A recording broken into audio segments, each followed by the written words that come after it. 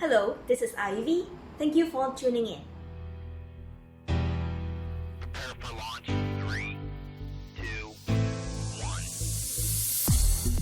1. A lot of people have mentioned that transferring money or whatever cryptocurrency you used to represent money that you want to transfer over the blockchain is much cheaper than the traditional system we have been using with the bank. That's true. Not only that, it's also much faster.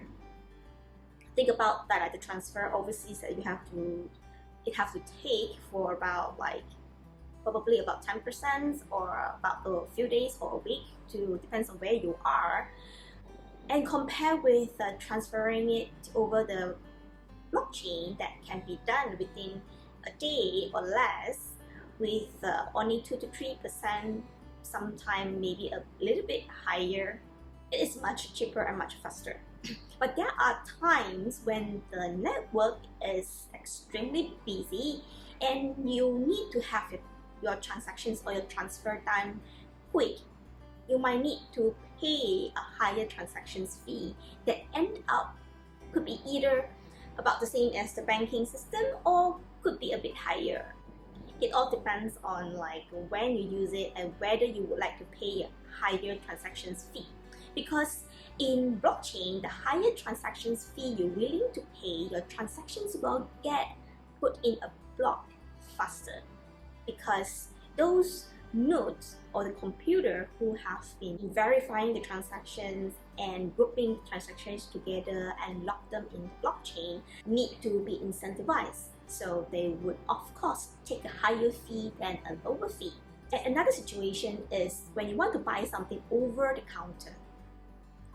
We usually would pay cash or credit card for it. And also people were talking about that all this work that done by all the nodes, which is the computer in the cryptocurrency network, have used up a lot of energy, especially if they're running on the proof of work protocol. I would say that is kind of half true, because talking about our paper money or even our credit card, there's cost of printing them, the cost of designing them, there's cost of delivering them, there's cost of even destructing them. And not only we're talking about the paper or the plastic involved or the energy involved in producing them, but the manpower behind it and the manpower behind to maintain all these transactions, as well as whatever comes in between.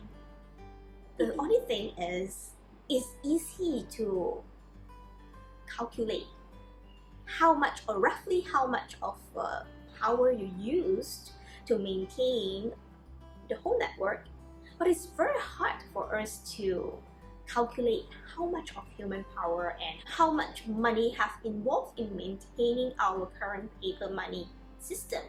So I would say that it is not in all that sense maintaining the system, the blockchain system, is all that expensive as compared to whatever system we have now. What more, blockchain have put more power back to the users. I think that is the difference that we would like to put our attentions to, rather than the cost of it. Because the cost of it, if you look into all this thing, it could be just the same. If you have any questions or any thought that you would like me to discuss about, feel free to comment below and I shall pick it up next. Thank you very much.